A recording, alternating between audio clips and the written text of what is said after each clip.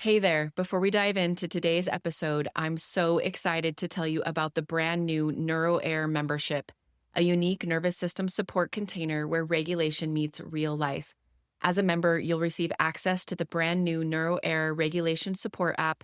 Plus, you'll be able to join our private heartbeat community completely off social media. You'll also get monthly live coaching, somatic practice labs, and a container where naming isn't shaming and transformation happens through supported practice. Are you ready for real nervous system support? Visit leannahunt.com/NHM-podcast to learn more about joining our regulated community. The link will also always be in the show notes. And just a note, this membership is not therapy or crisis support. And due to my ethical responsibilities, unfortunately, it is not for current clinical therapy clients. Past clients, please reach out directly to discuss options. Now, let's dive into today's episode. Welcome to the NeuroAir podcast, the show for cycle breakers, parents, young adults, and helping professionals ready to understand their nervous system through a generational lens, heal what isn't theirs to carry, and consciously choose what comes next.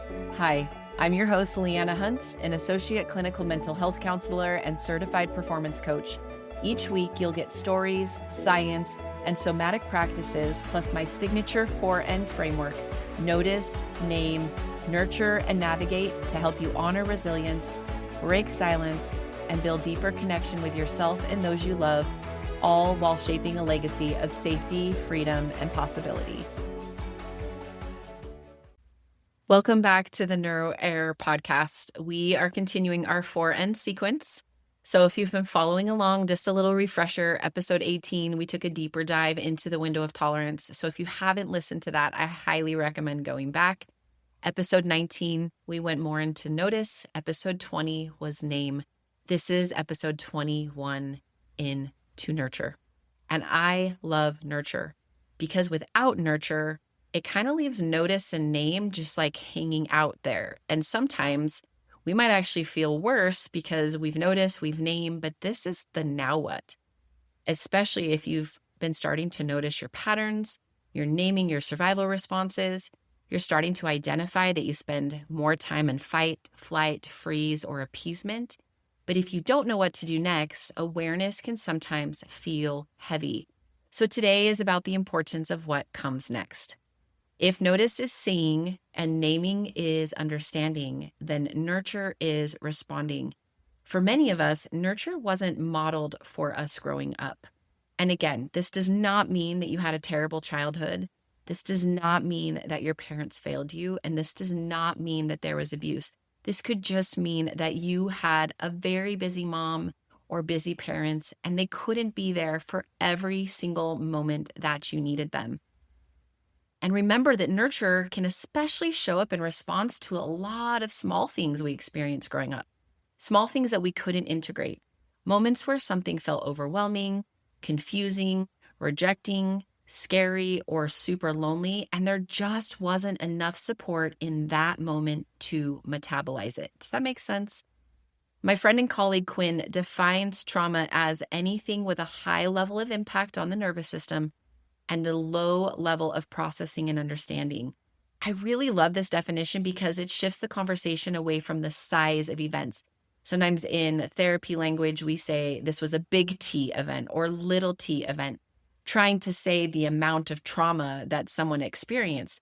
And that is not what this conversation is about. It is about, did your nervous system get to complete the experience or did it get stored, no matter how big or how small? Remember, what we couldn't integrate does not disappear. Over time, it can influence our sense of presence, our sense of control, our range of emotions, our thought patterns, and our behaviors. And often we don't even realize it's connected. For many of us growing up, it wasn't just one catastrophic moment. It was a lot of small moments, again, that our brain and body could not integrate. Moments that had a high level of impact on the nervous system and a low level of processing. And those moments can kind of stack on top of each other. And I want to take a minute, just kind of share a little bit more about my journey. I think I've mentioned this on some of the previous episodes, but when I was 15, my relationship with food shifted drastically and I started binge eating a lot. And I did not talk about it for many, many years. I think that pattern lasted over 20 years. I was talking to David about this the other night. We were driving home from a date and I just started breaking down in his car. And I just said, I wish I would have known for that period of time that nothing was wrong with me.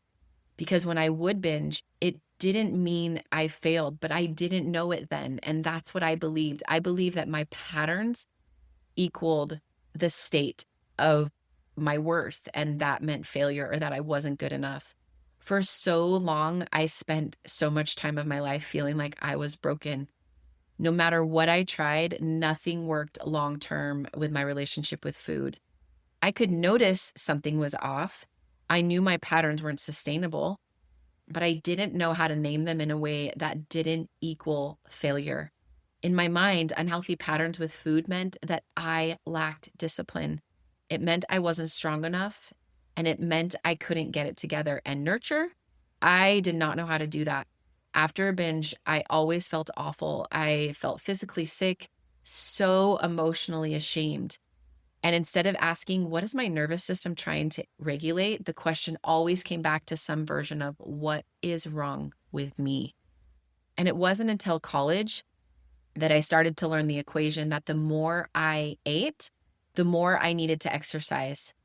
And I can see now, food isn't bad. All the foods that I would binge on, none of them are quote unquote bad. And the forms of exercise that I engaged in excessive amounts, it's not that the exercises were bad. It was the amount. And running isn't bad. Triathlons aren't bad. I loved all of those things. But for me, I use things like this to bypass trying to regulate and trying to deepen and work with my body to try to understand what was actually going on. Running became ignoring what I was noticing in my body. If I was going into hypoarousal and starting to shut down, I would do intense cardio until I would get to the point of exhaustion. And if my body said it wanted to rest, I overrode it. I learned to outrun my nervous system, literally run. And I think now I can look back and say safely, I was really just trying to run from my own life. Maybe on the outside, it looked healthy. And in college, I would get comments how great I looked and how awesome it was that I was self-disciplined to run. And so that feedback also felt super confusing because internally, I was dealing with an intense form of dysregulation and an extreme level of survival. I needed the 4 N's long before I even knew what they were. Again, I talked about I could notice something was off, but I didn't know how to name it in a way that meant I wasn't broken.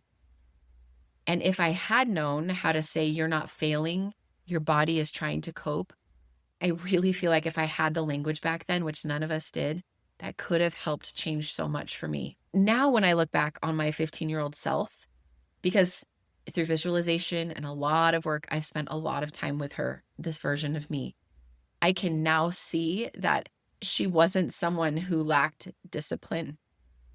She was exuding a cry for help and didn't know how to ask for it. She was dealing with such intense nervous system dysregulation and trying to find a way to regulate. She just didn't do it in the ways that were actually helpful. And remember, sometimes these patterns don't show up just in isolation. They can be layered. Sometimes they're inherited stress patterns around control, scarcity, body image, and performance that you saw and felt in your own family. And when we zoom out even further, we can begin to realize something else. Because the moment we say maybe something didn't get integrated, people often think, are you saying something was wrong with my parents? Please, again, hear me when I say not integrating something does not mean that somebody failed you. It means your nervous system experienced something that felt overwhelming or confusing or lonely, and there wasn't enough support in that actual moment to fully process it. And sometimes that's not because someone was harmful or neglectful. Sometimes it's because they were overwhelmed too. Or again, you had busy parents trying to do what they needed to pay the bills, to put food on the table, to offer you this amazing life. And sometimes it's because that's how it was modeled to them too. So maybe Maybe you had a parent that was overwhelmed, but again, that doesn't mean that they didn't love you. Does that make sense? So conversation doesn't have to be about blame. This is about understanding how nervous systems develop inside other nervous systems. And when we understand that, nurture becomes less about an accusation, which I hope you guys see. That is not how I think about it or am going into that. I believe nurture becomes more about compassion. Does that make sense? Again, these moments that had this high level of impact on our nervous system. So something that's pretty fascinating when we think about is that in developmental biology, we can see a little bit more about possibly what we're experiencing now based on what was going on with our family. When your grandmother was pregnant with your mother, okay, you guys with me? When your grandmother was pregnant with your mother's eggs were already forming inside her body, which means if you're biologically female, the egg that became you was present in immature form inside your mother's body while she was inside your grandmother's womb. 3 generations in one body. Let's just pause there for a second. Do you get that? 3 generations sharing one environment. Now, I want to make sure you hear me. This does not mean that trauma is automatically passed down. This does not mean that you are doomed by your lineage, but we do know that stress hormones do affect development. We know that stress can influence gene expression, what scientists call epigenetic changes. And those changes, they don't alter your DNA sequence, but they influence how your genes are expressed. In other words, how loud or quiet certain stress responsive systems are. Does that make sense? So certain systems show up louder or quieter in the body based on how the genes express. And we also have research, particularly from animal studies and growing evidence in humans, showing that stress experienced by fathers can influence sperm through epigenetic changes as well, which means stress exposure even before conception can influence stress sensitivity in offspring. Crazy, but powerful and super important to ponder on in your own life. So when you look at your anxiety or your reactivity or your shutdown and you think, why am I like this? Remember, it might not just be your story. It might be layered with another story or stories in your family system. And here's the empowering part. If stress can influence gene expression, so can safety, so can regulation, so can nurture. Epigenetics is not a one-way street. Your nervous system is not fixed. The same biology systems that adapt to stress can learn to adapt to safety. So when you offer nurture now, remember, you're not just calming yourself in the moment. You may be shifting patterns that have been carried for generations. Not because you have this immense responsibility to rewrite your family's history, but because you can change how your body carries it. I say that because I've watched it happen with me and so many others. I've watched what shifts when someone finally gives their nervous system what it didn't receive at the moment of impact. Over years of working with so many clients, I started noticing something really powerful. Even though the situations were wildly different families, different events, different situations, different ages. But when I guided someone back to a younger moment where something felt stuck, the unmet needs were almost identical. That younger part of the client almost always needed a few basic things. The first one is to feel safe. Safety is that most important thing. Another really powerful thing and theme I started to see with my clients is to feel love unconditionally. That younger version of them needed to feel that love. And a third one is that they needed to feel that they were not alone in the moment. And another one is to see that something else could have been possible in that moment. And with all of this, I'm talking about allowing the nervous system to finish what it couldn't back then. Remember Sarah from the last few episodes? Again, she's just a composite of so many clients. So I'm kind of using her in this made up version of years of experiences and client stories, but nothing, again, shared with specific details. Sarah has done so much work on her anxiety. She's now learning to notice, and she can also name things. But she described something to me super interesting, this shaking at her core. She described it like a flutter, like something underneath everything, like a program running in the background. And no matter what she does, it's always there. So when I asked her to gently settle on the sensation at her core and let her mind drift back to the first time she remembered feeling it, she landed on the playground in second grade. And immediately she said, "This is stupid. This wasn't a big thing at all. It can't be this. There's no way that my anxiety is connected to this thing on the playground." Remember, this is really important because we often invalidate the very moments that shaped our nervous system. So anyways, Sarah described being on the playground. She went up and tried to join a group of girls to play. And she just said she remembered them looking at her meanly and said, "You're not in our club anymore." And they ran away laughing. That was the moment.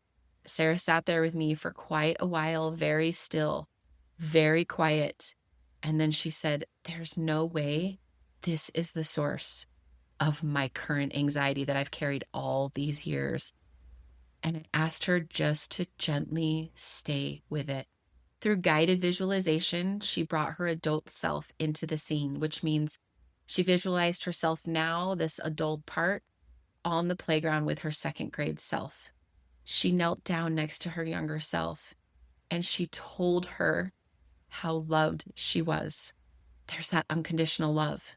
And she says, "I'm here to help you, even though I wasn't then."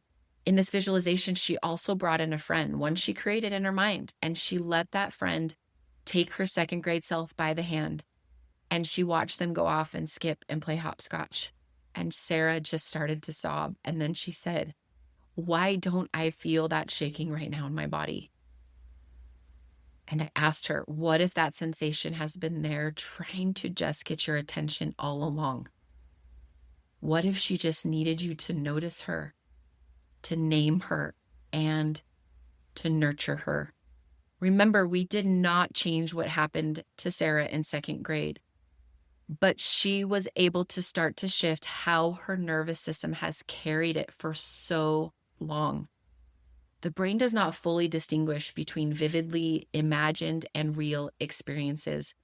When we bring safety into a previously unsafe memory, while the nervous system is in a more regulated state, we can allow for new neural pathways to form. We are not erasing the past, guys, but we are updating the coding. I often describe the nervous system like an old metal filing cabinet. Every experience we have had of our entire lives is a separate file. Everything processed is flat and in order with its own unique label. But the unprocessed files stick up higher than the rest. And when you try to close the drawer, it won't shut because these files that are unprocessed are sticking up. So as you try to close the drawer, they're hitting against the filing cabinet. Does that make sense? Nurture is how we gently work with the files that are sticking up. And sometimes the coolest thing I've seen is that when we integrate one file, several others can often go along with it. It's one of the most powerful things to witness in this work. And remember, I'm not asking you to do deep trauma processing alone, but as you notice and name, you can begin offering nurture in small ways. You can talk to yourself differently. You can use curiosity with yourself instead of shame. You can now start to offer unconditional love to what you're discovering. And I want to pause here and speak directly to those of you who are struggling with addiction. Food, alcohol, exercise, work, control, substances, scrolling, maybe even achievement. Please hear me. Addiction is often a nervous system trying to regulate without enough tools. It is not any sort of proof that means you are broken. It is often proof that your system has been trying desperately to survive. And if this episode has found you just right now, I do not believe that's by accident. You may not have known how to notice safety. You may not have had language to name without shame. And you may never have been shown how to nurture instead of punish yourself. But I am here to tell you that you can learn. And the fact that you are here listening tells me something is in you ready right now, ready for your own gentleness with yourself, ready for your own acts of integration, and ready for something different in your life. Remember, I'm not asking you to overhaul your whole life at once. Your nervous system will not let you do that, and that is not sustainable. I am asking you to start small. Here are some statements you might try offering yourself. I see you now, and I'm sorry I didn't understand sooner. You made sense then, and you make sense now. What you felt and are feeling, it was real then, and it is real now. You are doing the best you can. You do not have to carry this alone anymore. I am here now. I am the safe adult that you didn't have then. You don't have to prove anything to be loved. You are worthy of love in this moment as you are. It's safe to rest, and it's safe to soften. You can release this when you're ready. I've got you. And a beautiful one, even if no one protected you then, I will protect you. You can come back to these at any time. You'll also find them in the show notes if you want to copy them and save them to your phone. Just practice saying them. Your nervous system is always listening. As you move through your week, I want you to sit with these few questions, and again, down below for you to find later. Number 1, what have I been calling a failure that might actually be a survival strategy? Where am I responding to myself with punishment instead of nurture? Number 3, if nothing is wrong with me, what becomes possible now? Number 4, what would even 5% more compassion look like in one moment with myself this week? And number 5, what does the part of me that feels the most shame actually need right now? Remember, all you need to explore these questions is curiosity. Just a little summary. Remember that notice helps you see. Name helps you understand. Nurture changes how it lives in you. And this isn't about not pretending that something didn't happen, but you are helping your brain integrate what it couldn't integrate at the time. You can allow your nervous system to complete what it had to freeze, what it had to fight, what it had to run away from or suppress. Through visualization, through this internal act of nurture and nervous system work, you can update your brain's coding. You can soften the charge within you. You can take the file that's been sticking up in that old metal filing cabinet and gently press it back into place, not by forcing it, but by integrating it. And when a file integrates, it no longer becomes a stuck point. It no longer runs in the background like a hidden program. It becomes part of your story without hijacking your present state. That is integration. And when you do that, you don't just feel better, you can also change your lineage, because the way your nervous system carries the past influences how you show up now. And when you show up differently, the patterns can shift. Small shifts, real shifts, lasting shifts. You change how stress moves forward. You change how your children or the people around you experience you. You change how you experience yourself. And here's your gentle challenge. This week, choose one moment, just one, where you would normally criticize yourself and instead pause. Please pause. Place a hand somewhere on your body and say something kind. That's it. That's how we start with nurture. Small, consistent, yet powerful. Next week, we move into navigate, because once you can notice, name, and nurture, you don't just heal, you lead. And that, my friends, is becoming a neuro heir. Until next time, bye guys.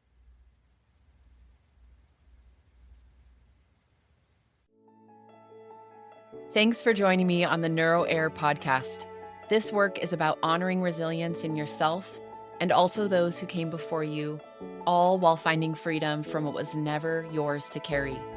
With the help of stories, science, somatic tools, and the 4 N's, notice, name, nurture, and navigate, you have a path toward deeper connection with yourself, your loved ones, and the legacy you want to pass on. If today's episode spoke to you, share it with someone who's ready to step into this work too.